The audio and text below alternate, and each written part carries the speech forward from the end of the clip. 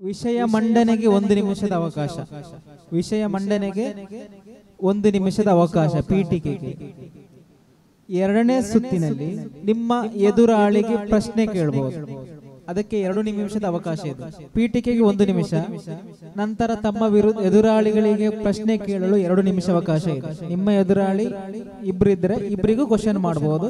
2 ನಿಮಿಷದಲ್ಲಿ ಎಷ್ಟು ಪ್ರಶ್ನೆಗಳು ಮಾಡಬಹುದು. 2 ನಿಮಿಷದಲ್ಲಿ ಎಷ್ಟು ಪ್ರಶ್ನೆಗಳು ಕೇಳಬಹುದು ನಿಮ್ಮ ಎದುರಾಳಿಗೆ. ಕೊನೆಯ ಹಂತದಲ್ಲಿ ಅಥವಾ 3ನೇ ಹಂತದಲ್ಲಿ ಕನ್ಕ್ಲೂಷನ್, ನಿಮ್ಮ ವಾದವನ್ನು ಮತ್ತಷ್ಟು ಸಮರ್ಥನೆ ಮಾಡಬೇಕು. ಅಥವಾ ನಿಮ್ಮ ಎದುರಾಳಿ ಯಾವುದಾದ್ರೂ ಕ್ವಶನ್ ಕೇಳಿದ್ರೆ ಅದಕ್ಕೆ ಆನ್ಸರು ಮಾಡಬಹುದು. 3ನೇ ಸುತ್ತಿನಲ್ಲಿ ಕನ್ಕ್ಲೂಷನ್ ಮಾಡಬೇಕು. 4ನೇ ಸುತ್ತಿನಲ್ಲಿ ತೀರ್ಪುಗಾರರಿಗೆ ಏನಾದರೂ ಪ್ರಶ್ನೆಗಳು ಕೇಳುವುದಿದ್ರೆ ಕೇಳಬಹುದು. 4ನೇ ಸುತ್ತಿನಲ್ಲಿ. ಸೊ ಈಗ ಎ, ಸಿ, ಆನಂತರ ಬಿ, ಡಿ. ಮೊದಲು ತಮ್ಮ ವಾದವನ್ನು ಎ ಶುರು ಮಾಡಬೇಕು. ಪೀಠಿಕೆ. ಅಸ್ಸಲಾಮು ಅಲೈಕುಂ. ವಿಜ್ಞಾನ ಧರ್ಮಕ್ಕೆ ವಿರುದ್ಧವೇ? ವಿರುದ್ಧವಲ್ಲ. ಯಾಕಂದ್ರೆ ವಿಜ್ಞಾನ ಅಂದ್ರೆ ಅದು ಬದಲಾಗುತ್ತಾ ಇರುತ್ತೆ. ಸಂಶೋಧನೆಗಳಿಗೂ ಅಧ್ಯಯನಗಳು ಮಾಡಬೇಕಾದಂತಹ ವಿಜ್ಞಾನಗಳು ಬದಲಾಗುತ್ತಾ ಇರುತ್ತೆ. ವಿಜ್ಞಾನ ಒಂದು ವಿಷಯ ಹೇಳಿದರೆ ಅದಕ್ಕೆ ಖಚಿತತೆ ಇರುವುದಿಲ್ಲ, ಅದು ಕಾಲಕ್ಕನುಸಾರವಾಗಿ ಬದಲಾಗುತ್ತಾ ಇರುತ್ತೆ. ಧರ್ಮ ಅಂದ್ರೆ ಅದಕ್ಕೆ ಖಚಿತತೆ ಇರುತ್ತೆ, ದೈವಿಕವಾಗಿದೆ, ಅದಕ್ಕೆ ಖಚಿತತೆ ಇರುತ್ತದೆ. ಅಂದ ಹಾಗೆ ವಿಜ್ಞಾನ ಯಾವತ್ತೂ ಧರ್ಮಕ್ಕೆ ಅನ್ಯವಲ್ಲ. ವಿಜ್ಞಾನದ ಯಾವುದೇ ಶಾಖೆಗಳಲ್ಲಿ, ಥಿಯೋಲಜಿ ಆಗಲಿ, ಆಂಬ್ರಾಲಜಿ ಆಗಲಿ, ಅಥವಾ ಬಯಾಲಜಿ ಆಗಲಿ, ಬಯಾಲಜಿ ಆಗಲಿ, ಝೂಲಜಿ ಆಗಲಿ, ಯಾವುದೇ ಶಾಖೆಗಳಿದ್ದರೂ ಅದು ಧರ್ಮದ ಹೊರಗೇನಲ್ಲ, ಅದು ಧರ್ಮದ ಪರಿಧಿಯಲ್ಲೇ ಬರುತ್ತದೆ. ಮಾತ್ರವಲ್ಲ, ವಿಜ್ಞಾನವು ಬದಲಾದರೂ, ಅದು ಬದಲಾಗುತ್ತಿದ್ದರೂ, ಈಗ ಬದಲಾದರೂ, ಮತ್ತೆ ಬದಲಾದರೂ, ಬದಲಾಗದೇ ಇದ್ದರೂ ಅದು ಧರ್ಮಕ್ಕೆ ಯಾವುದೇ ವಿಷಯದಲ್ಲೂ ವೈರುಧ್ಯವಾಗುವುದಿಲ್ಲ. ಅದು ಧರ್ಮಕ್ಕೆ ಅನ್ಯ ಏನೂ ಅಲ್ಲ. ಸರ್ವರಿಗೂ ಕೂಡ ವಂದಿಸುತ್ತಾ, ವಿಜ್ಞಾನವು ಧರ್ಮಕ್ಕೆ ವಿರುದ್ಧವೇ ಎಂಬಂತಹ ವಿಚಾರದಲ್ಲಿ ಹೌದು ಎಂಬಂತಹ ವಾದವನ್ನು ನಾನು ಮಂಡಿಸಲಿದ್ದೇನೆ. ಈ ಧರ್ಮ ಅಂದ್ರೆ ಏನು ಎನ್ನುವಂತಹ ಚರ್ಚೆ ಇಲ್ಲಿ ಮಾಡಬೇಕಾಗುತ್ತೆ. ಯಾಕೆಂದ್ರೆ ಧರ್ಮವು ನಂಬಿಕೆ, ಆಧ್ಯಾತ್ಮಿಕತೆ, ತಮ್ಮ ತತ್ವ ಆದರ್ಶದ ಮೇಲೆ ಅವಲಂಬಿತವಾಗಿರ್ತದೆ. ಅದಕ್ಕೆ ತದ್ವಿರುದ್ಧವಾಗಿ ವಿಜ್ಞಾನವು ಪ್ರಾಯೋಗಿಕವಾಗಿ ತಪಾಸಣೆ ನಡೆಸಬೇಕಾದಂತಹ ಒಂದು ವ್ಯವಸ್ಥೆಯಾಗಿದೆ. ಮಾತ್ರವಲ್ಲ, ಒಂದು ವಸ್ತುವನ್ನು ಪರಿಶೀಲಿಸಿ ಪ್ರಾಯೋಗಿಕವಾದ ನಂತರವೇ ವಿಜ್ಞಾನದ ವ್ಯಾಖ್ಯಾನವನ್ನು ನಾವು ವ್ಯಾಖ್ಯಾನಿಸಬಹುದಾಗಿದೆ. ಮಾತ್ರವಲ್ಲ, ವಿಜ್ಞಾನ ಎಂಬುದು ಮನುಷ್ಯನ ಕೆಲವು ಅನ್ವೇಷಣೆಗಳಿಂದಂತಹ ರೂಪುಗೊಂಡಂತಹ ಒಂದು ಸಂಗತಿಯಾಗಿದೆ. ಆದರೆ ಧರ್ಮ ಎನ್ನುವುದು ಅದು ಸೃಷ್ಟಿಕರ್ತ ಸೃಷ್ಟಿಸಿರುವುದಾಗಿರುತ್ತದೆ. ಮಾತ್ರವಲ್ಲ, ಈ ಧರ್ಮ ಎಂಬುದು ಜೀವನದ ಅರ್ಥ ಮತ್ತು ನೀತಿಗಳನ್ನು ವ್ಯಾಖ್ಯಾನಿಸುತ್ತಾ ಇರ್ತದೆ. ಅಸ್ಸಲಾಮು ಅಲೈಕುಂ ವರಹಮತುಲ್ಲಾಹಿ ವಬರಕಾತುಹು. ಮೊದಲನೇದಾಗಿ ನಮಗೆ ವಿಜ್ಞಾನ ಎಂದರೇನು, ಧರ್ಮ ಎಂದರೇನು, ಇದರ 2 ವ್ಯತ್ಯಾಸ ಏನು ಎಂಬುದನ್ನು ನೋಡಬೇಕಾಗುತ್ತದೆ. ಈ ಧರ್ಮ ಎಂದರೆ ನಮಗೆ ಈ ಪ್ರಪಂಚವನ್ನು ಸೃಷ್ಟಿಸಿರುವುದು ಯಾತಕ್ಕಾಗಿ ಎಂಬುದನ್ನು ಧರ್ಮ ಒಳಗೊಂಡಿದೆ. ಅದೇ ರೀತಿ ಈ ಪ್ರಪಂಚವನ್ನು ಸೃಷ್ಟಿಸಿರುವುದು ಹೇಗೆ ಎಂಬುದನ್ನು ವಿಜ್ಞಾನ ವಿವರಿಸುತ್ತದೆ.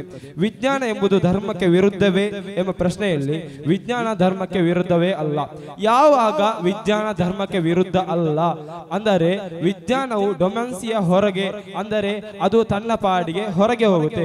ಅಂದರೆ ಧರ್ಮದಲ್ಲಿ ನಾವು ಮೆಟೀರಿಯಲ್ ಮತ್ತು ಇಮ್ಮೆಟೀರಿಯಲ್ ಎರಡನ್ನೂ ಕೂಡ ನಾವು ನೋಡಬಹುದು. ಆದರೆ ವಿಜ್ಞಾನದಲ್ಲಿ ಮೆಟೀರಿಯಲ್ ಮಾತ್ರ ನಮಗೆ ನೋಡಲಿಕ್ಕೆ ಸಾಧ್ಯವಿದೆ. ಇಮ್ಮೆಟೀರಿಯಲ್ ಅನ್ನು ವಿಜ್ಞಾನದಲ್ಲಿ ಯಾವತ್ತೂ ಕೂಡ ಒಳಗೊಳ್ಳಲಿಕ್ಕೆ ಸಾಧ್ಯವೇ ಇಲ್ಲ.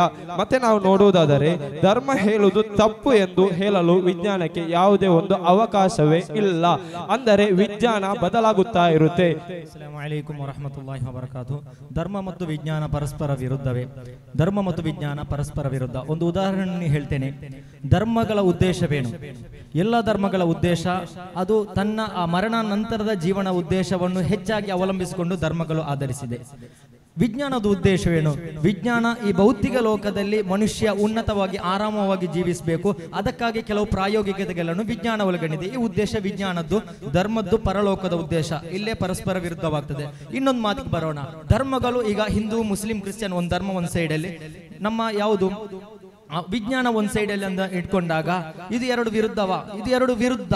ಯಾಕಂದ್ರೆ ಇದೆರಡು ವಿರುದ್ಧವಲ್ಲದಿದ್ರೆ ಎಲ್ಲ ಕೂಡಿ ವಿಜ್ಞಾನದೊತ್ತಿಗೆ ಸೇರಿ ಎಲ್ಲ ಧರ್ಮಗಳು ಒಂದಾಗಬೇಕಿತ್ತು. ಇಲ್ಲಿ ಧರ್ಮಗಳು ಯಾವತ್ತು ಒಂದಾಗಲ್ಲ, ಹಲವು ವ್ಯತ್ಯಾಸ ಅಭಿಪ್ರಾಯಗಳನ್ನು ಹೊಂದಿ ಕಾರಣದಿಂದ ಇಲ್ಲಿ ಹಲವಾರು ಧರ್ಮಗಳು ಬಂತು. ಕ್ರೈಸ್ತರು ಅವರದಾದ ಉದ್ದೇಶಗಳನ್ನು ಹೊಂದಿದ್ದಾರೆ, ಅವರದ ವ್ಯತ್ಯಾಸ ಹೊಂದಿ ಇಸ್ಲಾಂ ಬಂತು, ಇಸ್ಲಾಂಗೆ ವ್ಯತ್ಯಾಸವಾಗಿ ಹಿಂದೂ, ಹೀಗೆಲ್ಲ ವ್ಯತ್ಯಾಸಗಳನ್ನು ಒಳಗೊಂಡಂತಹ 1ನೇ ಹಂತ ಮುಕ್ತಾಯಗೊಂಡಿದೆ.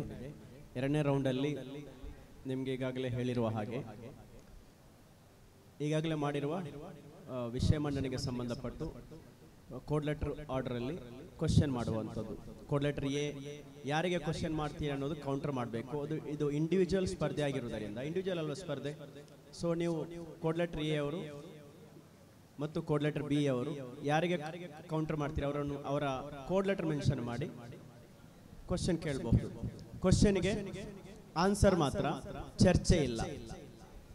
Question and answer. ಅರ್ಥ ಆಗ್ಲಿಲ್ಲ? Okay, code letter A. ನನ್ನ ಪ್ರಶ್ನೆ ಮಾನ್ಯ ಸಿ ಮತ್ತು ಡಿ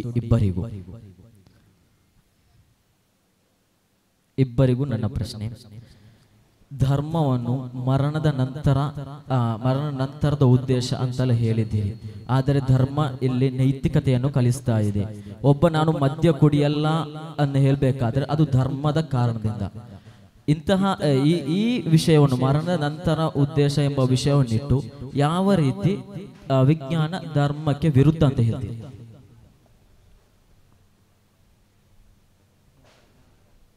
ಒಂದು ಉದಾಹರಣೆ ಕೊಡ್ತೇನೆ. ಪ್ರವಾದಿ ಸಲ್ಲಲ್ಲಾಹು ಅಲೈಹಿ ವಸಲ್ಲಮರ ಬಳಿ ಆಕಾಶ ಅದ ನಕ್ಷತ್ರ ಕುರಿತಾದಂತಹ ಒಂದು ಕ್ವಶನ್ ಅನ್ನು ಕೇಳಿದಾಗ ಪ್ರವಾದಿ ಸಲ್ಲಲ್ಲಾಹು ಅಲೈಹಿ ವಸಲ್ಲಮರು ಹೇಳ್ತಾರೆ, ಅದೆಲ್ಲ ನಿಮ್ಗೆ ಬೇಡ ಅಂತ.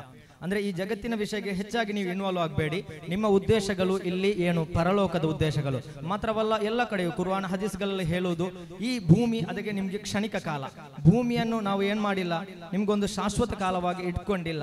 ಆದ್ರಿಂದ ಇಸ್ಲಾಂ ಧರ್ಮ ಅಥವಾ ಯಾವುದೇ ಧರ್ಮವಾಗಿರಲಿ ಅದರ ಎಲ್ಲ ಅತ್ಯಂತ ಪ್ರಮುಖ ಉದ್ದೇಶಗಳು ಪರಲೋಕದ್ದಾಗಿರ್ತದೆ.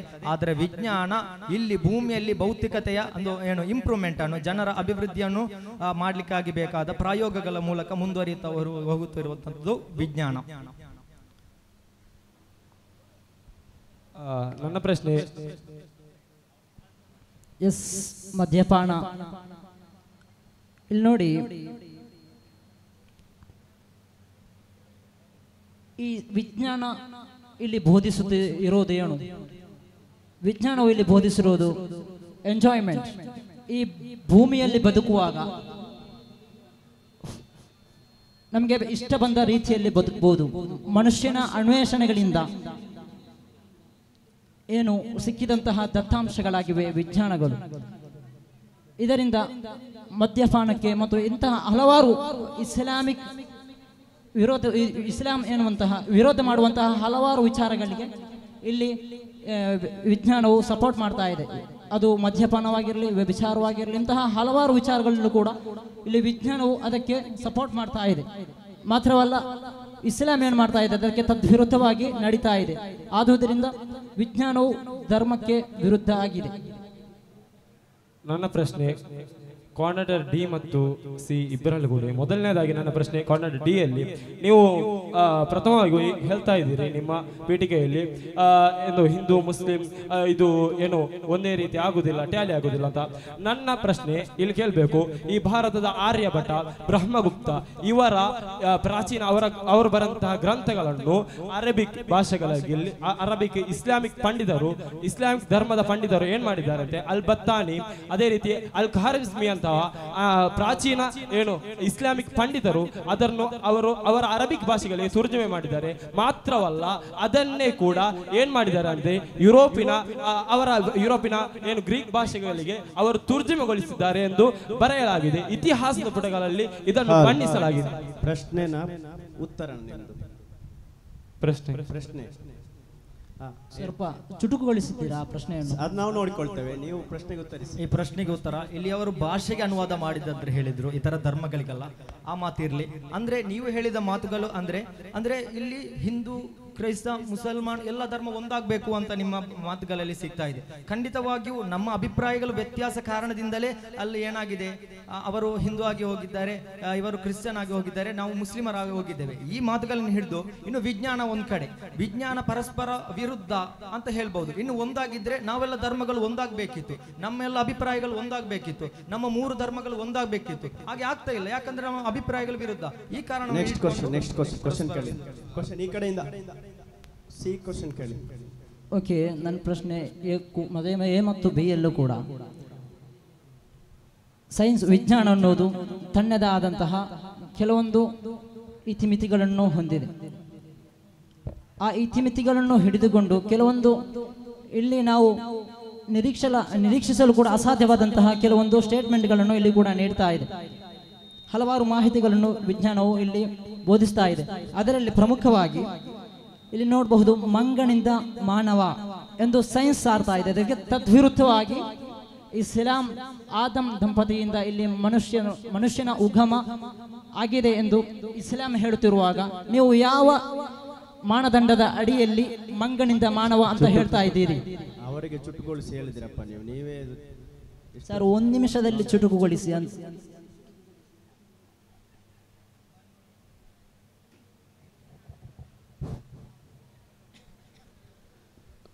ಮಾನ್ಯ ಸಿ ಅವರ ಪ್ರಶ್ನೆಗೆ ನಾನು ವಿಷಯ ಮಂಡನೆಯಲ್ಲಿ ಉತ್ತರವನ್ನು ಹೇಳಿದ್ದೇನೆ. ಅಂದರೆ ವಿಜ್ಞಾನಕ್ಕೆ ಇತಿಮಿತಿ ಇದೆ. ಅಂದರೆ ಮೆಟೀರಿಯಲ್, ನಾನು ಅವರು ಹೇಳಿದರ ಮರ್ಮ ಮೆಟೀರಿಯಲ್ ವಿಷಯಗಳಲ್ಲಿ ಮಾತ್ರ ವಿಜ್ಞಾನ ಕೈವಾಡ ಇದೆ, ಇಮ್ಮೆಟೀರಿಯಲ್ ವಿಷಯದಲ್ಲಿ ಇಲ್ಲ ಅಂತ. ಇಮ್ಮೆಟೀರಿಯಲ್ ವಿಷಯದಲ್ಲಿ ಇಲ್ಲ, ಮೆಟೀರಿಯಲ್ ಮಾತ್ರ ಇದೆ ಎನ್ನುವ ಮಾತ್ರಕ್ಕೆ ವಿಜ್ಞಾನ ಯಾಕೆ ಧರ್ಮದಿಂದ ಹೊರಗಾಗುತ್ತದೆ? ಮಾತ್ರ ಅಲ್ಲ, ವಿಜ್ಞಾನ ಬೋಧಿಸುವ ಝೂಲೋಜಿ ಆಗಲಿ, ಯಾವುದೇ ಶಾಸ್ತ್ರವಾಗಲಿ, ಅದು ಧರ್ಮ ಏನೇ ಹೇಳ್ತಾ ಇದೆ, ಏನು ಧರ್ಮವು ಕೂಡ ಆ ಝೂಲೋಜಿಯನ್ನು ಹೇಳ್ತಾ ಇದೆ. ನೀವು ಹೇಳ್ತಾ ಇದ್ದೀರಿ ವಿಜ್ಞಾನವು ಬದಲಾಗ್ತಾ ಇದೆ. ಬದಲಾದರೆ ಏನು? ಮೊದಲು ವಿಜ್ಞಾನ ಹೇಳಿತ್ತು ಸೂರ್ಯ ಚಲಿಸಲ್ಲ ಅಂತ, ನಂತರ ವಿಜ್ಞಾನ ಹೇಳಿತ್ತು ಚಲಿಸುತ್ತದೆ ಅಂತ. ಅದನ್ನು ಧರ್ಮ ಹೇಳಿತ್ತು. ವಿಜ್ಞಾನ ಬದಲಾದರೂ ಬದಲಾಗದಿದ್ದರೂ, ಇನ್ನು ಈಗ ಬದಲಾದರೂ ಮತ್ತೆ ಬದಲಾದರು, ಯಾವಾಗ ಬದಲಾಗುವುದಾದರೂ ಅದು ಧರ್ಮದಿಂದ ಹೊರಗೆ ಹೋಗುವುದಿಲ್ಲ. ಸಿ ಅವರ ಪ್ರಶ್ನೆ ಬಹಳ ಹಾಸ್ಯಾಸ್ಪದ. ಯಾಕಂದ್ರೆ ನೀವು ಹೇಳಿದ್ದೀರಿ ಏನಂದ್ರೆ, ಆಗ ತಾನೇ ಹೇಳಿದಿರಿ ಮದ್ಯಪಾನ ಅಂತೂ ಧರ್ಮದಲ್ಲಿಲ್ಲ ಅಂತ. ಮದ್ಯಪಾನದ ಕುರಿತು ಧರ್ಮದಲ್ಲಿ ಹಲವಾರು ವಿಷಯಗಳಲ್ಲಿ ಮನಸ್ಫೂರ್ತಿಯಲ್ಲಿ ಕೂಡ ಇದೆ, ಕುರ್ಆನ್ನಲ್ಲೂ ಕೂಡ ಇದೆ, ಮಾತ್ರ ಬೈಬಲ್ ಏನು ಅದನ್ನು ಹೊರಗಿಟ್ಟಿದೆ. ಅಂದ್ರೆ ಅರ್ಥ ಮಾಡಿಕೊಂಡಲ್ಲಿ ತಪ್ಪಿದೆ. ಅವರು ವಿಜ್ಞಾನದಲ್ಲಿಲ್ಲ ಅಂತಲೇ ಹೇಳಿದ್ದು, ಮದ್ಯಪಾನದ ವಿರುದ್ಧ ಮದ್ಯಪಾನದ ವಿಚಾರ ಎತ್ತಿದ್ದಾರೆ ಅವರು ಎಡೆಯಲ್ಲಿ. ಅವರ ಪೀಠಿಗೆಯಲ್ಲಿ ಅವರ ವಿಚಾರದಲ್ಲಿ ಮದ್ಯಪಾನದ ವಿಚಾರವನ್ನು ಎತ್ತಿದ್ದಾರೆ. ನಾನೊಂದು ಪ್ರಶ್ನೆ ಕೇಳ್ತೇನೆ. ಅಂದರೆ ಇಲ್ಲಿ ನಾವು ನೋಡಬೇಕಾಗುವುದು, ಈ ವಿಜ್ಞಾನ ಎಂಬ ಕ್ಷೇತ್ರ ಬಂದಿರುವುದು ಯಾವಾಗ? ನಾವು ನೋಡಬಹುದು, ಇಬ್ನ್ ಅಲ್ ಹೈಸಿಮಿ ಎಂಬಂತಹ 1400 ವರ್ಷಗಳ ಹಿಂದೆ, ಇಬ್ನ್ ಮಾಜಿದ್ ಎಂಬ 1302ರಲ್ಲಿ ಜೀವಿಸಿದಂತಹ ವಿಜ್ಞಾನ ಕ್ಷೇತ್ರವೇ ಉದ್ಭವಿಸಿರುವುದು ಅದು ಇಸ್ಲಾಮಿಕ್, ಅಂದರೆ ಒಂದು ಧರ್ಮದಿಂದಾಗಿದೆ ಎಂಬುದನ್ನು ನಾವು ತಿಳಿದುಕೊಳ್ಳಬೇಕಾಗುತ್ತದೆ. ಅಂದ್ರೆ ಧರ್ಮದ ಹೊರಗಿಟ್ಟು ಒಂದು ವಿಜ್ಞಾನ, ವಿಜ್ಞಾನದ ಹೊರಗಿಟ್ಟು ಒಂದು ಧರ್ಮ ಇಲ್ವೇ ಇಲ್ಲ. ನೆಕ್ಸ್ಟ್ ಕ್ವಶನ್ ಕೇಳೋದು ಲಾಸ್ಟ್ ಇವರಿಗೆ. ನಾನೊಂದು ಉದಾಹರಣೆ ಕೇಳ್ತೇನೆ. ನಾವು ಈಗ ನೋಡ್ತೇವೆ, ಕ್ವಶನ್ ಇಲ್ಲಿ ನೋಡಿ, ನಾವೆಲ್ಲ ಗಮನಿಸಿದ್ದೇವೆ, ಧರ್ಮಗಳಲ್ಲಿ ಹೆಣ್ಣು ಸ್ವಾತಂತ್ರ್ಯ ಎಂಬುದು ಕಡಿಮೆ. ಅಂದರೆ ಇಸ್ಲಾಂನಲ್ಲಾಗಿರ್ಬೋದು, ಹಿಂದೂಗಳಲ್ಲಾಗಿರ್ಬೋದು, ಹೆಣ್ಣನ್ನು ಕಟ್ಟಿ ಹಾಕಿರ್ತಾರೆ. ಅಂದರೆ ವಿಜ್ಞಾನ ಏನು ಉದ್ದೇಶಿಸ್ತದೆ? ಈ ಭೌತಿಕ ಲೋಕದಲ್ಲಿ ಮಾನವನ ಮಾನವನು ಉನ್ನತವಾಗಿ ಆರಾಮವಾಗಿ ಜೀವಿಸಬೇಕು, ಆ ಉದ್ದೇಶದಿಂದ ಹಿಡಿದು ಮಹಿಳೆ ಸ್ವಾತಂತ್ರ್ಯವಾಗಿರಬೇಕು ಎಂಬ ಉದ್ದೇಶದಿಂದ ಏನು ವಿಜ್ಞಾನ ಏನಾಗ್ತಾ ಇದೆ? ವಿಜ್ಞಾನದ ಉದ್ದೇಶವೇ ಅದು, ಏನು ಭೌತಿಕ ಇದರ ಮೂಲಕ ಮಾನವನು ಆರಾಮವಾಗಿರಬೇಕು. ಆದರೆ ಧರ್ಮದಲ್ಲಿ ಅದಿಲ್ಲಲ್ಲ, ಪರಸ್ಪರ ವಿರುದ್ಧವಲ್ವಾ ಇದು?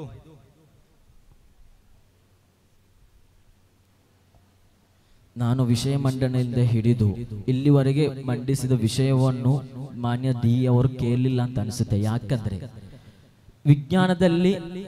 ವಿಜ್ಞಾನಕ್ಕೆ ಇತಿಮಿತಿ ಇದ್ದರು, ಅದು ಬದಲಾಗದಿದ್ದರು, ಇತಿಮಿತಿಗಳು ಇದ್ದರು, ಅದು ಧರ್ಮವಾಗಲ್ಲ ಅಂತ ನೀವು ಯಾವ ರೀತಿ ಹೇಳ್ತೀರಿ? ನೀವು ಸ್ತ್ರೀಯ ಉದಾಹರಣೆಯನ್ನು ಕೊಟ್ಟಿದ್ದೀರಿ. ಅದೇ ರೀತಿ ನೋಡಿ, ಭೌತಿಕವಾಗಿ ಆರಾಮವಾಗಿರ್ಬೇಕಂತ ಡೆನ್ಮಾರ್ಕ್ನಲ್ಲಿ ಈಗ ಪ್ರಸ್ತುತ ಚರ್ಚೆ ಆಗುತ್ತಿರೋ ದೊಡ್ಡ ವಿಷಯ ಅಂದ್ರೆ ನೀವು ಸತ್ತ ಹೆಣವನ್ನು ಹೊತ್ತಿಸಬಾರ್ದು, ಅದನ್ನು ಹೂಲ್ಬೇಕು. ಕಾರಣ ಹೊತ್ತಿಸಿದ್ರೆ ಕಾರ್ಬನ್ ಡೈಆಕ್ಸೈಡ್ ಉಂಟಾಗುತ್ತದೆ, ಮನುಷ್ಯನ ಜೀವನಕ್ಕೆ ಹಾನಿಕರ. ಅದು ಭೌತಿಕ ವಿಷಯ, ಅದು ಭೌತಿಕವಾಗಿ ಒಂದು ನಮ್ಮ ಆರೋಗ್ಯವನ್ನು ಕಾಪಾಡುವಂತಹ ವಿಷಯ. ಅದನ್ನೇ ನಮ್ಮ ಧರ್ಮ ಹೇಳ್ತದೆ, ನೀವು ದಫನ ಮಾಡಿ. ದಫನ ಮಾಡುವುದು ಮಾತ್ರ ಅಲ್ಲ, ಅದರ ಮೇಲೆ 2 ಸಸಿಗಳನ್ನು ನಡಿ ಅಂತ ಹೇಳ್ತಾ ಇದೆ. ಯಾಕೆ ಸಸಿಗಳು ನಡುದು? ಸಸಿಗಳು ಆಕ್ಸಿಜನ್ ಬಿಡುತ್ತದೆ. ಆದ್ದರಿಂದ ಧರ್ಮ ಏನ್ ಹೇಳ್ತಾ ಇದೆ? ಭೌತಿಕತೆಯನ್ನು ಹೇಳ್ತಾ ಇದೆ. ಕೇವಲ ವಿಜ್ಞಾನ ಭೌತಿಕತೆ ಹೇಳುತ್ತದೆ, ಅದಕ್ಕೆ ಇತಿಮಿತಿದೆ ಎಂದ ಮಾತ್ರಕ್ಕೆ ಅದು ಧರ್ಮದಿಂದ ಹೊರಗಾಗುವುದಿಲ್ಲ. ಓಕೆ, 3ನೇ ಹಂತ ನಿಮ್ಮ ಬಹುತೇಕ ನಾವು ಗಮನಿಸಿದ ಹಾಗೆ ಟಾಪಿಕ್ ಇಂದ ಸ್ವಲ್ಪ ಆಚೀಚೆ ಓಡಾಡಿದ್ದೀರಿ ನೀವು. ನಮ್ಮ ಟಾಪಿಕ್ನಲ್ಲಿ ಕ್ವಶನ್ ಇರೋದು ಹೀಗೆ: ವಿಜ್ಞಾನವು ಧರ್ಮಕ್ಕೆ ವಿರುದ್ಧವೇ? ಧರ್ಮವು ವಿಜ್ಞಾನಕ್ಕೆ ವಿರುದ್ಧವೇ ಅಂತ ಕೇಳಿಲ್ಲ ನಾವು.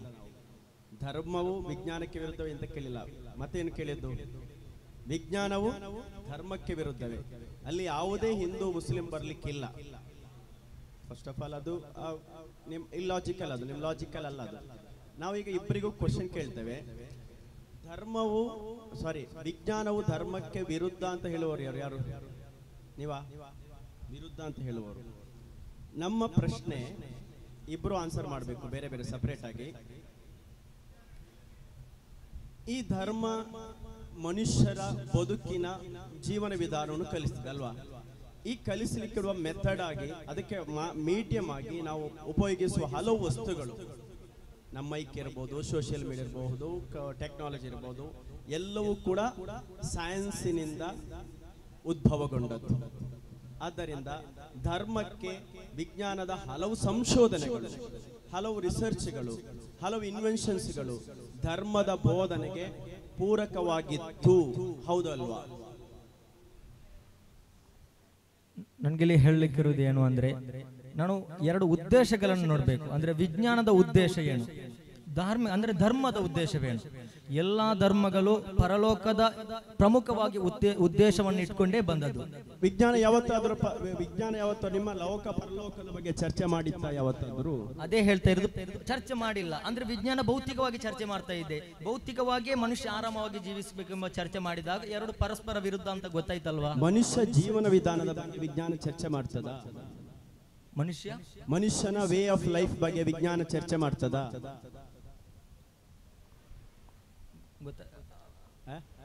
ಮನುಷ್ಯನು ಹೇಗೆ ಬದುಕಬೇಕು, ಹೇಗೆ ಬದುಕಬಾರದು, ಯಾವುದು ಕೆಡುಕು, ಯಾವುದು ಒಳಿತೆಂಬರ ಬಗ್ಗೆ ವಿಜ್ಞಾನದಲ್ಲಿ ಚರ್ಚೆ ಇದೆಯಾ ಸೈನ್ಸ್ ಅಲ್ಲಿ?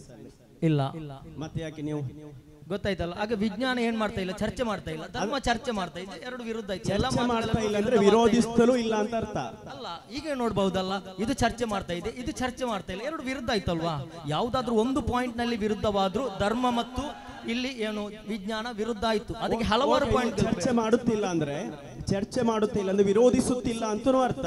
ಧರ್ಮವನ್ನು ವಿರೋಧಿಸುತ್ತಿಲ್ಲ. ಇಲ್ಲ, ಒಂದು ಗುಂಪಿನಲ್ಲಿ ಒಂದು ಕೆಟ್ಟದ್ದು ಕಂಡ್ರೆ ಅದು ಕೆಟ್ಟದ್ದು. ಹಾಗೆ ಒಂದು ಏನು ವಿರೋಧ ಕಂಡ್ರ ಅದು ಪರಸ್ಪರ ವಿರುದ್ಧ ಆಯ್ತು. ಇನ್ಯಾವುದು ಎಷ್ಟು ಸಮಾಜಕ್ಕೆ ಹೋಗಿದ್ರು ಅದು ಪರಸ್ಪರ ವಿರುದ್ಧವೇ. ಅವರ ಕಡೆಯಿಂದ ಇದೇ ಕ್ವಶನ್. ಇಲ್ಲಿ ಸೈನ್ಸ್ ಹೇಳ್ತಾ ಇದೆ ಹೇಗೆ ಜೀವಿಸಬೇಕಂತ. ನಿಮ್ಗೆ ಕೆಲವೊಂದು ಸ್ಟೇಟ್ಮೆಂಟ್ ಗೊತ್ತಿರಬಹುದು. ಲಿವ್ ಇನ್ ಟುಗೆದರ್, ಇಲ್ಲಿ ಬೇಕಾದಾಗೆ ಬದುಕಬಹುದಂತ ಸೈನ್ಸ್ ಹೇಳ್ತಾ ಇದೆ. ಅವನಿಗೆ ತೃಪ್ತಿಯಾಗುವ ರೀತಿಯಲ್ಲಿ. ಅದು ಸೈನ್ಸ್ ನ ಸಂಶೋಧನೆ ಅಲ್ಲ, ವಿಜ್ಞಾನದ ರಿಸರ್ಚ್ ಅಲ್ಲ, ಅದು ವಿಜ್ಞಾನದ ವ್ಯಾಖ್ಯಾನ ಏನು ಹೇಳ್ತಾ ಇದೆ ಇಲ್ಲಿ? ಭೌತಿಕವಾಗಿ ಒಂದು ನಿಮಿಷ, ವಾಸ್ತವಗಳನ್ನು ಪರಿಶೀಲಿಸಿ ಪ್ರಾಯೋಗಿಕವಾಗಿ ತಪಾಸಣೆ ನಡೆಸುವುದಾಗಿದೆ. ಅದು ಯಾವುದರಿಂದ? ಭೌತಿಕ ನೀತಿಗಳಿಂದ. ಇದನ್ನು ತಪಾಸಣೆ ಮಾಡಿ, ಅದು ಯಾರು ತಪಾಸಣೆ ಮಾಡುವುದು? ಮನುಷ್ಯನು. ಯಾರಾದ್ರೂ ಒಬ್ಬ ಮನುಷ್ಯನು ಅನ್ವೇಷಿಸಿದ ನಂತರ ಆಗಿದೆ ಒಂದು ವಿಜ್ಞಾನವಾಗುವುದು. ಅದಕ್ಕಿಂತ ಎಷ್ಟೋ ಆಚೆಗೆ ಧರ್ಮ ಇಲ್ಲಿ ಬೋಧಿಸ್ತಾ ಇದೆ. ಅವರಿಗೆ ಪ್ರಶ್ನೆ, ಈ ಮಾಡರ್ನ್ ಸೈನ್ಸ್ ಅನ್ನುವ ಕಾನ್ಸೆಪ್ಟ್ ನಮ್ಮ ಜಗತ್ತಲ್ಲಿ ಬರುವುದಕ್ಕಿಂತ ಮೊದಲು ಬಹುಶಃ ಮನುಷ್ಯರ ಧಾರ್ಮಿಕ ಜೀವಿಯಾಗಿದ್ದರು, ನಂಬಿಕೆಗಳನ್ನು ಒಳಗೊಂಡು ಬದುಕಿರುವ ಮನುಷ್ಯರಾಗಿದ್ದರು. ಈ ಮಾಡರ್ನ್ ಸೈನ್ಸ್ ಬರುವ ಮೊದಲು ಮನುಷ್ಯರು ಆರೋಗ್ಯಪೂರ್ಣವಾಗಿ ನೆಮ್ಮದಿಯಿಂದ ಕೌಟುಂಬಿಕ ಸಾಮಾಜಿಕ ಜೀವನ ನಡೆಸ್ತಾ ಇದ್ದರು. ಆದ್ದರಿಂದ ಸೈನ್ಸ್ ಇಲ್ಲದೆಯೂ ಕೂಡ ನಮ್ಮ ಧರ್ಮವನ್ನು ಬೋಧಿಸ್ಲಿಕ್ಕೂ ನಮ್ಮ ಧರ್ಮದೊಂದಿಗೆ ಆಚರಣೆ ಮಾಡ್ಲಿಕ್ಕೂ ಬದುಕಲಿಕ್ಕೆ ಆಗ್ತದೆ? ಏನ್ ಹೇಳ್ತೀರಿ? ಅದು ಒಮ್ಮೆ ಕೂಡ ಸಾಧ್ಯವೇ ಇಲ್ಲ. ಅದೇ ಇದೆ ಅಂತ ಹೇಳಿದ ನಾನು. ಈ ಮಾಡರ್ನ್ ಸೈನ್ಸ್ ಹುಟ್ಟುವುದಕ್ಕಿಂತ ಮೊದಲು ಮನುಷ್ಯ ಬದುಕಲಿಲ್ವ? ಓಕೆ, ನೀವು ನಿಮ್ಮ ತಾತ ಅಪ್ಪಂದಿರ ಕಾಲದಲ್ಲಿ ಚಿಮಿನಿ ಹಿಡಿದು ನೀವು ಬದುಕ್ತಾ ಇದ್ದೀರಿ. ಈಗ ಸೈನ್ಸ್ ಚಿಮಿನಿ ಹಿಡಿದಾದ್ರೂ ಬದುಕಿದ್ರು. ಅದೇ ರೀತಿ ಈಗ ಅದು ಸಾಧ್ಯವಿಲ್ಲ. ಯಾಕಂದ್ರೆ ಬದಲಾವಣೆ ಅಗತ್ಯ. ಮನುಷ್ಯನಿಗೆ ಈ ಬದಲಾವಣೆ ಅಗತ್ಯ ಇರುವುದರಿಂದ ಈಗ ಏನೆಲ್ಲ ಟೆಕ್ನಾಲಜಿ ಬಂದಿದೆ. ಈಗ ನಾವು ಏನು ಸಾವಿರಾರು ಕಿಲೋಮೀಟರ್ಗಳು ನಡೆದು ನಮ್ಮ ಏನು ಉಸ್ತಾದರುಗಳು ನಮ್ಮ ಗುರುಗಳು ಏನು ಇಲ್ಮನ್ನು ಕಲಿತರು. ಈಗ ಮೊಬೈಲ್ ಫೋನ್ ನಲ್ಲಿ ಎಲ್ಲವೂ ಕೂಡ ಎಲ್ಲ ಭಾಷೆಗಳನ್ನು ಕೂಡ ಎಲ್ಲವನ್ನು ಕೂಡ ಕಲಿಯುವ ಎಲ್ಲ ಕೂಡ ಮೊಬೈಲ್ ಅಲ್ಲಿ ಇದೆ. ಅಂದರೆ ನಮ್ಮ ಕೈ ಕೆಳಗೆ ಎಲ್ಲವೂ ಕೂಡ ಬಂದಿದೆ. ನಿಮ್ಮ ಮೊಬೈಲ್, ನಿಮ್ಮ ಟೆಕ್ನಾಲಜಿ, ನಿಮ್ಮ ಯಾವುದು ಈ ಪ್ರಿಂಟರ್ಸ್, ಇದೆಲ್ಲ ಇನ್ವೆನ್ಷನ್ಸ್ ಬರುವುದಕ್ಕಿಂತ ಮೊದಲು ಬರದಿಷ್ಟತ್ತು ಗ್ರಂಥಗಳನ್ನು ಅದು ಬಂದ ನಂತರ ಬರೀಲಿಕ್ಕೆ ಆಗ್ಲಿಲ್ಲ. ನಾವು ನೀವು ರೆಫರ್ ಮಾಡ್ತಿರೋ ಬಹುತೇಕ ಎಲ್ಲಾ ಗ್ರಂಥಗಳು ಇದೆಲ್ಲ ಬರುವುದಕ್ಕಿಂತಲೂ ಮೊದಲು ಬರೆದದ್ದು. ಓಕೆ, ನೀವು ಹೇಳಿದ್ದೀರಿ ಆ ಎಲ್ಲ ಗ್ರಂಥಗಳು ನಮಗೆ ಸಿಗಲಿಕ್ಕೆ ಕಾರಣವೇನು? ಇಷ್ಟೆಲ್ಲ ಗ್ರಂಥಗಳು ಕ್ರೋಢೀಕರಣೆಗೆ ಕಾರಣ ಏನು? ಅದು ನಾವು ಮಾಡಿದಂತಹ ವಿಜ್ಞಾನದಿಂದ. ನಮ್ಮ ಪೂರ್ವಿಕರು ಬರೆದಂತಹ ಏನು ಇಬ್ನು ಮಾಜಿದ್ ಆಗಿರಲಿ, ಅದೇ ಇಬ್ನು ಬತೂತ ಅವರು ಬರೆದಂತಹ ರಿಹಿಲ ಆಗಿರಲಿ, ಇಂತಹ ಹಲವಾರು ಗ್ರಂಥಗಳು ನಮಗೆ ಸಿಗಲಿಕ್ಕೆ ಕಾರಣ ಏನು? ನಮ್ಮ ಕ್ರೋಢೀಕರಣ, ನಮ್ಮ ಏನು ಬದಲಾವಣೆ ಅಗತ್ಯ ಎಂಬಂತಹ ವಿಚಾರದಲ್ಲಿ ಆನ್ಸರ್ ಮಾಡಿ. ಈ ನೆಕ್ಸ್ಟ್ ರೌಂಡ್ ಅಲ್ಲಿ ಬೇಗ ಮುಗಿಸ್ತೇವೆ. ಜಡ್ಜಸ್ಗಳು ಪ್ರಶ್ನೆ ಕೇಳ್ತಾರೆ ನಿಮ್ಮಿಂದ. ಅಲ್ಲಿಂದ ಟೈಮ್ ತುಂಬಾ ಕ್ರಾಸ್ ಆಗಿರೋದ್ರಿಂದ ಅಲ್ಲಿಗೆ ಮುಗಿಸ್ತೇವೆ. ಜಡ್ಜಸ್ಗಳ ಪ್ರಶ್ನೆಗಳಿಗೆ ಉತ್ತರಿಸಿದ್ರೆ ಆಯ್ತು. ಓಕೆ, ನೀವು ಹೇಳಿದ್ರಿ ವಿಜ್ಞಾನ ಬರೋದಕ್ಕಿಂತ ಮುಂಚೆ ಇಲ್ಲಿ ಆರಾಮವಾಗಿದ್ರು, ಎಲ್ಲರೂ ಆರೋಗ್ಯಕವಾಗಿದ್ರು. ಅವರು ಆರೋಗ್ಯಕವಾಗಿ ಇರಲಿ, ನಮಗೆ ಆ ವಿಷಯ ಬೇಡ. ವಿಜ್ಞಾನ ಬಂದ ನಂತರದ ವಿಷಯ. ವಿಜ್ಞಾನ ಬಂದ ನಂತರ ವಿಜ್ಞಾನವು ಹೇಳಿತು ಆರೋಗ್ಯಕ್ಕೆ ಹೀಗೆ ಬೇಕು. ಓಕೆ, ಧರ್ಮವನ್ನು ನೋಡುವಾಗ ಧರ್ಮವು ಕೂಡ ಹೇಳ್ತಾ ಇದೆ. ಓಕೆ, ಆಗ ವಿಜ್ಞಾನದಲ್ಲಿ ಹೇಳಿದಂತಹ ಸತ್ಯಗಳು ಧರ್ಮದಲ್ಲಿ ಇದೆ ಅಂದಾದ್ರೆ ವಿಜ್ಞಾನವು ಧರ್ಮದ ಒಳಗೆ ಬಂತು. ಅದರಲ್ಲಿ ಯಾವುದೇ ಪ್ರಶ್ನೆಗಳಿಲ್ಲ. ವಿಜ್ಞಾನ ಬಂದ ನಂತರ ಹೇಗೆ ಬದುಕಬೇಕು ಅಂತ ಕಲಿಸೋದು ಅಂತ ಹೇಳಲ್ಲ. ಹೇಗೆ ಆರೋಗ್ಯವಂತನಾಗಿ ಬದುಕಬೇಕಾದ್ರೆ ವಿಜ್ಞಾನದ ಯಾವುದು ವಿಜ್ಞಾನ ಹೇಳುವ ಸಲಹೆಗಳನ್ನು ನಾವು ಪಾಲಿಸಿದ್ರೆ ಆರೋಗ್ಯವಂತರಾಗಿ ಬದುಕಬಹುದು ಅಂತ ಕೋವಿಡ್-19 ಗೊತ್ತಾಗಿದೆ. ವಿಜ್ಞಾನ ಹೇಳಿದ ಆರೋಗ್ಯಕರ ಸಲಹೆಯನ್ನು ಪಡೆದು ನಾವು ಆರೋಗ್ಯಕರವಾಗಿ ಬದುಕಬೇಕು ಎನ್ನುವುದು ಬೇರೆ ವಿಷಯ. ಆ ಹೇಳಿದಂತಹ ಆರೋಗ್ಯಕರ ಅಂತ ವಿಷಯ ಕೋವಿಡ್ ಟೈಮಲ್ಲಿ ಹೇಳಿದ್ರು, ನೀವು ಮುಖ ತೊಳೆಯಲಿ, ಕೈ ತೊಳೆಯಲಿ. ಧರ್ಮದಲ್ಲಿ ಅದು ಹೇಳಿದೆ. ಕೋವಿಡ್ ಟೈಮಲ್ಲಿ ಹೇಳಿದ್ರು, ನಮ್ಮ ಜೈಶಂಕರ್ ಅವರು ಬರೆದಂತಹ ಪುಸ್ತಕದಲ್ಲಿ ಕಾಣ್ಬೋದು, ನೀವು ಬೊಗಸೆ ತುಂಬ ನೀರು ಹಿಡಿದು ಮುಖವನ್ನು ದಿನಕ್ಕೆ 10 ಬಾರಿ ತೊಳೆಯಿರಿ ಅಂತ ಹೇಳಿದ್ರು. ನಮ್ಮ ಧರ್ಮ ಎಷ್ಟು ಬಾರಿ ತೊಳಿಬೇಕಂತ ಹೇಳಿದೆ? ಓಕೆ, ನಿಮ್ಮೊಂದಿಗೆ ಜಡ್ಜಸ್ಗಳು ಪ್ರಶ್ನೆ ಕೇಳ್ತಾರೆ. ಸಿನಾನಿಂದ ಬೆಟ್ರ್ ಅವರು.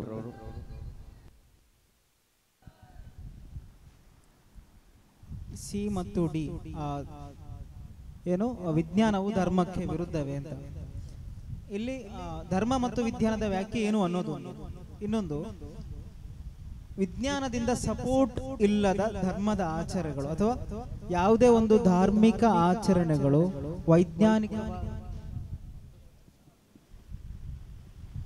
ವೈಜ್ಞಾನಿಕವಾಗಿ ಬೆಂಬಲಿತವಾಗದಿದ್ದರೆ ಅದನ್ನು ಒಪ್ಪಿಕೊಳ್ಳಬಹುದಾ ಅಂತೇಳಿ.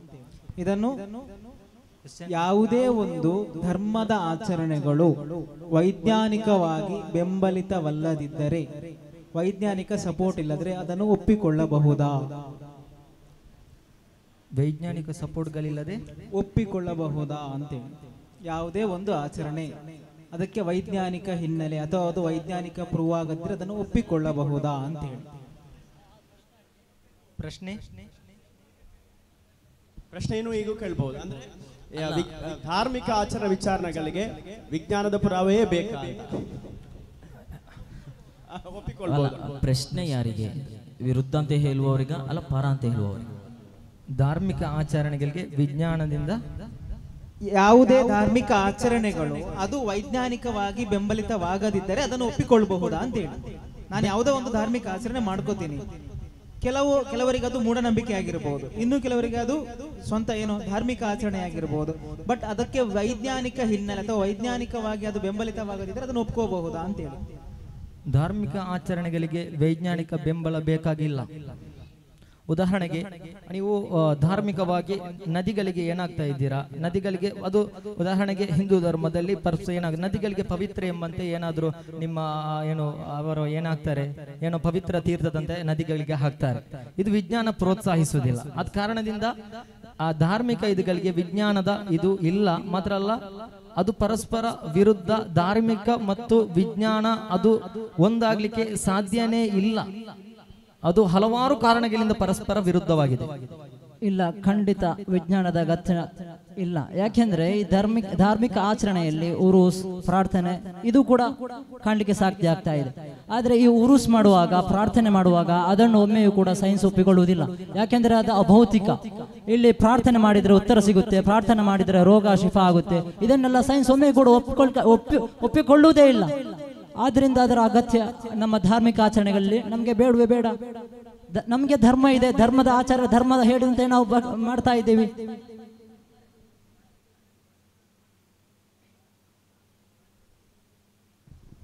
ಇಲ್ಲಿ ಒಬ್ಬ ಡಿ ಅಲ್ವಾ, ಹೆಣ್ಮಕ್ಕಳನ್ನು ಇಸ್ಲಾಂ ಕಟ್ಟಿ ಹಾಕಿದೆ ಎಂದೊಂದು ವಿಚಾರ ಬಂತು. ಡಿ, ಇಸ್ಲಾಂ ಕೊಟ್ಟಷ್ಟು ಸ್ವಾತಂತ್ರ್ಯ ಹೆಣ್ಮಕ್ಳಿಗೆ ಯಾರು ಕೊಟ್ಟಿಲ್ಲ. ಇಲ್ಲಿ ಸ್ವಾತಂತ್ರ್ಯದ ವಿಷಯವಲ್ಲ, ಅಂದ್ರೆ ವಿಜ್ಞಾನ ಹೇಳುವಂತೆ ಕಟ್ಟಿ ಹಾಕುವುದಂದ್ರೆ ಮತ್ತೆ ಅದಲ್ಲ ನಾನು ಹೇಳ್ತೇನೆ. ನನ್ನ ಉದ್ದೇಶವನ್ನು ನೀವು ಕರೆಕ್ಟ್ ಆಗಿ ಅರ್ಥ ಮಾಡ್ಕೊಳ್ಳಿ. ಇಲ್ಲಿ ನೋಡ್ಕೊಳ್ಳಿ, ವಿಜ್ಞಾನ ಉದಾಹರಣೆಗೆ ವಿಜ್ಞಾನ ಏನು ಹೇಳ್ತದೆ, ಹೆಣ್ಣು ಒಂದು ಅರ್ಧ ಡ್ರೆಸ್ ಹಾಕಿ ಹೊರಗೆ ಹೋಗಬಹುದು ಅಂತ ವಿಜ್ಞಾನ ವಿರೋಧಿಸಲ್ಲ. ಧರ್ಮ ವಿರೋಧಿಸುತ್ತಲ್ವಾ, ಪರಸ್ಪರ ವಿರುದ್ಧ ಆಯ್ತಲ್ವಾ. ಜೀವನ ಶೈಲಿಯ ಬಗ್ಗೆ ನೀವು ಇಂಥದನ್ನು ತಿನ್ನಬಾರದು, ತಿಂದರೆ ಹಾನಿಯಾಗಬಹುದು ಅಂತ ವಿಜ್ಞಾನ ಹೇಳ್ತದೆ. ನೀವು ಮಂಡಿಗಳಿಗೆ ಡ್ರೆಸ್ ಹಾಕಬಾರ್ದು ಅಂತ ವಿಜ್ಞಾನ ಹೇಳಲ್ಲ. ಮಂಡಿ ಮೇಲೆ ಡ್ರೆಸ್ ಹಾಕಬಾರ್ದು ಅಂತ ವಿಜ್ಞಾನ ಹೇಳಲ್ಲ. ಆದ್ರೂ ವಿರೋಧಿಸಲ್ಲ, ಧರ್ಮ ವಿರೋಧಿಸುತ್ತೆ. ಪರಸ್ಪರ ವಿರುದ್ಧ ಆಯ್ತಲ್ವಾ, ಧರ್ಮ ವಿರೋಧಿಸುತ್ತೆ, ವಿಜ್ಞಾನ ವಿರೋಧಿಸಲ್ಲ. ಮತ್ತೆ ಎ ಮತ್ತು ಬಿ ಮಾತಾಡುವಾಗ ಒಂದು ಮಾತು ಬಂತು, ವಿಜ್ಞಾನದ ಯಾವುದು ಖಚಿತತೆ ಇಲ್ಲ ಅಂತೇಳಿ. ಎ ಮಾತಾಡುವಾಗ ಖಚಿತ ಇಲ್ಲ, ಅದು ವಿಜ್ಞಾನವೇ ಅಲ್ಲ. ಓಕೆ, ನೀವೊಂದು ಈಗ ನೋಡಿದ್ದೀರಿ, ಮುಗಿಸಿಲ್ಲ. ಸೊ ಆ ಮಾತನ್ನು ಹೇಗೆ ಪ್ರೂವ್ ಮಾಡ್ತೀರಾ ಅಂತೇಳಿ. ಯಾವ್ದಾದ್ರು ವಿಜ್ಞಾನ ಅನ್ಬೇಕಿದ್ರೆ ಅದು ಖಚಿತ ಆಗಿರಬೇಕು. ಖಚಿತತೆ ಇಲ್ಲದು ವಿಜ್ಞಾನ ಅಲ್ಲ ಅಂತೇಳಿ ನಿಮ್ಮ ಮಾತಿಗೂ ನಿಮ್ಮ ಟಾಪಿಕ್ ವೈರುಧ್ಯ ಇದ್ದಂಗಿತ್ತು. ಎಸ್, ನಾವು ವಿಜ್ಞಾನ ಬದಲಾವಣೆ ಆಗ್ತಾ ಇದೆ ಅಂತ ಹೇಳಿದಕ್ಕೆ ಪ್ರಮುಖ ಕಾರಣ ನೋಡಬೇಕು. ಸೂರ್ಯನ ಸುತ್ತ ಏನು ಗ್ರಹಗಳು ಸುತ್ತುತ್ತಿದೆ ಎಂಬುದು ಈಗ ವಿಜ್ಞಾನಿಗಳ ವಾದ. ಮೊದಲನೇದು ಹೇಗಿತ್ತು, ಭೂಮಿಯ ಸುತ್ತ ಗ್ರಹಗಳು ಸುತ್ತಿದೆ ಎಂಬ ವಾದವಿತ್ತು. ಅಂದರೆ ಈಗ ವಿಜ್ಞಾನ ಬದಲಾಗಿದೆ. ಅಂದರೆ ಸೂರ್ಯನ ಸುತ್ತ ಭೂಮಿ ಸುತ್ತಿದೆ ಎಂಬುದನ್ನು ವಿಜ್ಞಾನ ಬಂದು ತಲುಪಿದೆ. ಇನ್ನು ನಾವು ನೋಡಬಹುದು, ಸಸ್ಯಗಳಲ್ಲಿ ಜೀವವಿದೆ ಎಂಬುದನ್ನು ಎಷ್ಟೋ ವರ್ಷಗಳ ಮುಂಚೆ ಧರ್ಮ ಹೇಳಿದೆ. ಆದರೆ ವಿಜ್ಞಾನ ಈಗ ಹೇಳ್ತಾ ಇದೆ, ಸಸ್ಯಗಳು ಜೀವವಿದೆ, ಅದು ಮನುಷ್ಯರ ಉಸಿರಾಟಕ್ಕೆ, ಮನುಷ್ಯನ ಜೀವಕೋಶಕ್ಕೆ ಏನು ಅದು ಉಪಕಾರವಿದೆ ಎಂಬುದನ್ನು ಧರ್ಮ ಈಗ ಹೇಳ್ತಾ ಇದೆ. ಅಂದರೆ ಸಾವಿರಾರು ವರ್ಷಗಳ ಮುಂಚೆ ಹೇಳಿದ ಧರ್ಮದ ವಿಚಾರಗಳು ಈಗ ವಿಜ್ಞಾನ ಒಪ್ಪಿಕೊಳ್ತಾ ಇದೆ. ಅಂದರೆ ಪೂರಕವಾಗ್ತಾ ಇದೆ ಎಂಬುದು ನನ್ನ ವಿಚಾರ. ಖಚಿತತೆ ಇಲ್ಲ, ಧರ್ಮದಲ್ಲಿ ಧರ್ಮ ಖಚಿತತೆ ಇದೆ, ವಿಜ್ಞಾನ ಖಚಿತತೆ ಇಲ್ಲ ಅಂತ ಹೇಳಿದ್ದೀನಿ. ಖಚಿತತೆ ಇಲ್ಲದ ಕಾರಣದಿಂದ ವಿಜ್ಞಾನ, ಒಂದು ವಿಷಯದಲ್ಲಿ ಖಚಿತತೆ ಇಲ್ಲದ ಕಾರಣದಿಂದ ವಿಜ್ಞಾನ ಧರ್ಮದಲ್ಲಿ ಒಳಪಡಬಾರದು ಅಂತ ಇಲ್ಲ. ಯಾಕಂದ್ರೆ ಒಂದು ಉದಾಹರಣೆ ಹೇಳ್ತೀನಿ. ಗೆಲಿಲಿಯೋ ಹೇಳಿದಂತಹ ಸಿದ್ಧಾಂತ ಸೂರ್ಯ ಸುತ್ತುತ್ತದೆ ಅಂತ ಯಾರು ಒಪ್ಪಲಿಲ್ಲ, ಜೈಲಿಗೆ ಹಾಕಿದ್ರು, ಹೊಡೆದ್ರು. ಆದರೆ ಮತ್ತೆ ವಿಜ್ಞಾನ ಹೇಳುತ್ತೆ ಸೂರ್ಯ ಸುತ್ತುತ್ತದೆ ಅಂತ. ಆಗದು ಧರ್ಮದ ಪರಿಧಿಯಲ್ಲಿ ಬಂದಿಲ್ವಾ? ಅದಕ್ಕೆ ಹೇಳಿದೆ ಖಚಿತತೆ ಇಲ್ಲ. ಖಚಿತತೆ ಇಲ್ಲದಿದ್ದರೂ ಅದು ಧರ್ಮದ ಹೊರಗಾಗುವುದಿಲ್ಲ. ಸಮಯದ ಅಭಾವದಿಂದ ನಾವು ಈ ವರ್ಷದ ಡಿಬೇಟ್ ಸ್ಪರ್ಧೆಯನ್ನು ಇಲ್ಲಿಗೆ ಮುಕ್ತಾಯಗೊಳಿಸ್ತಾ ಇದ್ದೇವೆ. ಕನ್ಕ್ಲೂಷನ್ಗೆ ನಿಜವಾಗಿ ಕೊಡಬೇಕಿತ್ತು, ಲಾಸ್ಟ್ ರೌಂಡ್ ಕೊಡ್ತಾ ಇಲ್ಲ, ಕ್ಷಮಿಸಿ. ಇಲ್ಲಿಗೆ ಈ ಸ್ಪರ್ಧೆಯನ್ನು ಮುಕ್ತಾಯಗೊಳಿಸ್ತಾ ಇದ್ದೇವೆ. ಆಖಿರ್ ದವಾನ ಅಲ್ಹಮ್ದುಲಿಲ್ಲಾಹಿ ರಬ್ಬಿಲ್ ಆಲಮೀನ್. ಎಲ್ಲರಿಗೂ ಧನ್ಯವಾದಗಳು. ಅಸ್ಸಲಾಮು ಅಲೈಕುಂ.